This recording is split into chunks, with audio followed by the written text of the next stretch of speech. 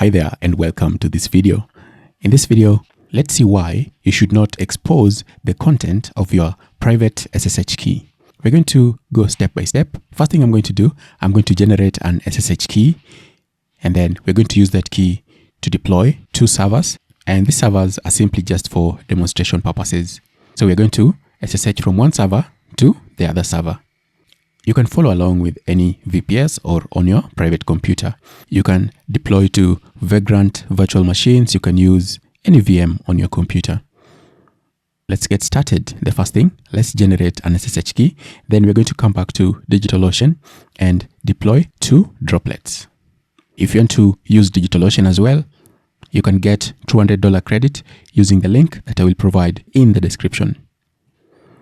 So let's generate our SSH key. I know as soon as I'm done with this tutorial, I'm going to delete it, and I don't want to have anything hanging around on my computer. So I'm going to do this inside of the temp directory. You can do it in any directory, but I'm going to use the temp directory. If you're on Windows, you can follow along with me using Git Bash. Just download Git, install Git, and then open Git Bash, and you can follow along with me. So the first thing, we're going to generate an SSH key. Create a folder where I will house my SSH keys. I'm going to do make directory. I want to call this directory SSH. And then now we can generate our SSH key inside of this directory. I'm going to do SSH keygen. And I want to generate the key of type -t, simply signifies the type of the key. And I'm going to generate ed25519 key. I want to generate the key inside of the directory that I created. -f will simply tell it the file name. Select this directory that I've just created as where I will store my SSH key, and I will call the SSH key, just call it samples. My SSH keys will be generated inside of this folder, and they will be called samples. So I'll press enter, and it will ask me for a passphrase. For this demonstration, I'm going to create a passphrase, and the reason I'm going to create a passphrase will come out later on. You'll see why it's important to have a passphrase. Just choose a passphrase that only you can remember, but not something that is too difficult that you might forget it. Because if you forget it, you will not be able to use the key again. So I will retype the passphrase.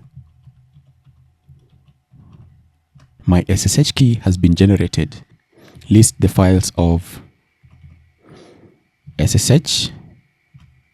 You'll see, let me list them in a line. I will just clear the screen at this point, like that. There is our private key, and there is our public key.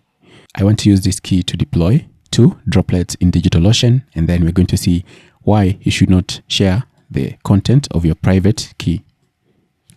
Let me cut the content of this, and I'll just press tab to autocomplete, and then press tab again to autocomplete. You can see it's a very short key as compared to RSA. So I'm going to copy. You know what, I can just open it in Visual Studio Code instead of using this. So I'm going to Control A will take me to the beginning of the line. Then Control Delete will delete that, and I can open it using Visual Studio Code.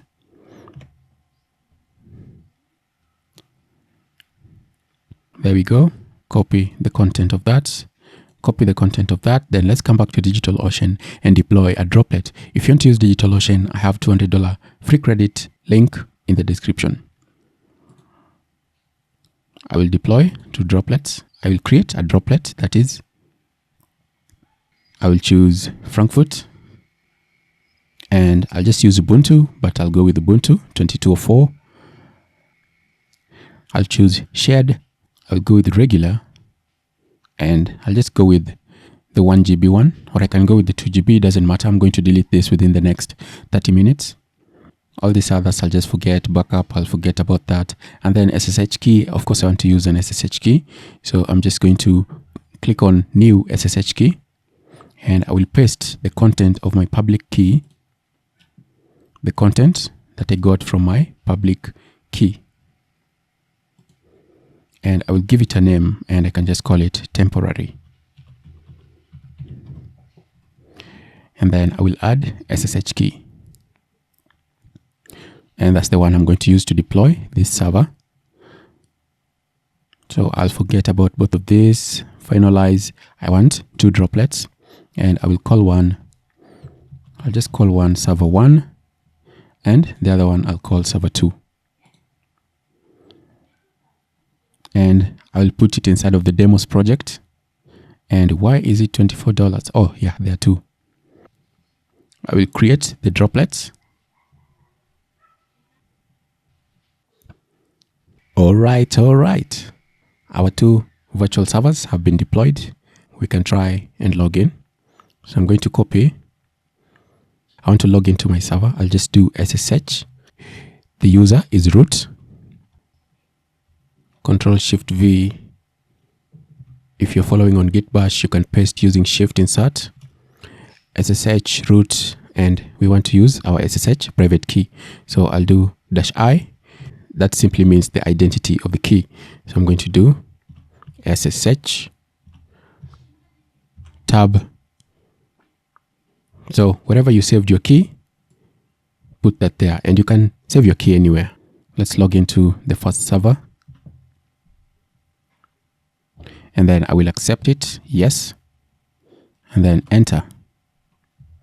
And you can see it's asking us for a passphrase. So enter the passphrase that you chose. There we go. We're logged into the first server. For the second server, I can also just open it in a new tab here, and I will do SSH root. And what is the IP of the second server? Just click to copy. Root at Control-Shift-V, and then the identity of the key -I. We used the same key, so I'm just going to do SSH/s, enter. Yes, accept this. So you have to explicitly type yes, and then press enter. Enter your passphrase. There we go. We logged into the second server. I'll do Control-L to clear the screen. This side as well, Control-L to clear the screen. So let's see why you should not share the content of your SSH key, of your private SSH key. At the end of this video, you're going to see 2 things. Number 1, why you should not share the content of your SSH key, and why having a passphrase for your SSH key is important. So the reason I deployed 2 servers was because I'm going to use server 1 to try and log into server 2 using the content of your private SSH key. So let me open up another tab, and I want to open the content of the private SSH key. So I'm just going to do code. That will open it inside of Visual Studio Code. And there we go. So this is the content of our private key. And whenever you see that first comment with the private key, you just know this is a private SSH key. I'm going to copy this. So if somebody gets access to this, they can log into your server. Especially if you don't have the passphrase, they can log into your server. They can just take a screenshot and then use an OCR, and it's just going to convert it to text. So I'm just going to copy that. First of all, let's assume that you don't know what you're doing, right? You're just trying out things. You want to see if you can log in using that key. Now you already have the key details, like I've just copied them. Maybe you don't know what to do. Okay, the first thing you're going to try to do, you're going to try to just create a normal file with the content of the SSH key to see if you can use that to log in. Let's create a file. I'm just going to call it try. Something happened here. Let's log back in. Control-L. So let's just say that we are going to try and create a new file. I'll just call it key and press enter. Then I will copy the content of the private key inside there. Can do Control-Shift-V. Press enter to accept that. So we're just assuming that you don't know what you're doing. You're just trying out, okay, to see if you can log in with the key without doing anything else to the key. press escape, and then I can do Shift ZZ, and that's going to save that file. That's going to save the key in Vim. But you also know that your SSH key, the private SSH key, needs to have certain permissions. So let's change the permissions for the key. chmod 600. If you're not the root user, make sure you're using sudo. You're going to change the permissions of the key. There we go. So let's try and log in with the key just without doing anything as it is. So I'm just going to do SSH. Right now you can see we are at server 1. So let's get the IP of server 2. We try to log in with the key. User is root. So you can also see something here. If the second server allows root to log in, someone can just assume that they can log in with the root. So it's important also to disable the root user from logging in on the second server. And I have tutorials for this, how to initially set up your server. Enter the IP address, Ctrl+Shift+V to paste identity of the key, -I for identity of the key, and our key is just called key. So let's try to log in. Right now you've not done anything, you've just created a key. And of course it's going to ask you this first, but let's see if the key is going to work. At this point you can see that if you didn't have a passphrase, someone would just be able to log into your server. Without the passphrase, they won't be able to log in. You need to have the passphrase. And just like that, someone has logged into your server by just creating a simple file, changing the permission of the file, and copying your private SSH key inside there. That is not secure at all. So that is reason enough for you not to share the content of your private SSH key. In this video, you've seen at least 4 different things that can help you try to improve the security of your server. Number 1, which is the most important, which was the initial objective of the video, was do not share the content of your private key.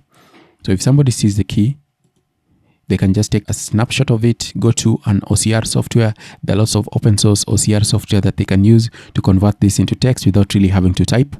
And then all they'll have to do is just confirm that everything is accurate, and then they'll use the key. That's number 1. Do not share the content of your private SSH key.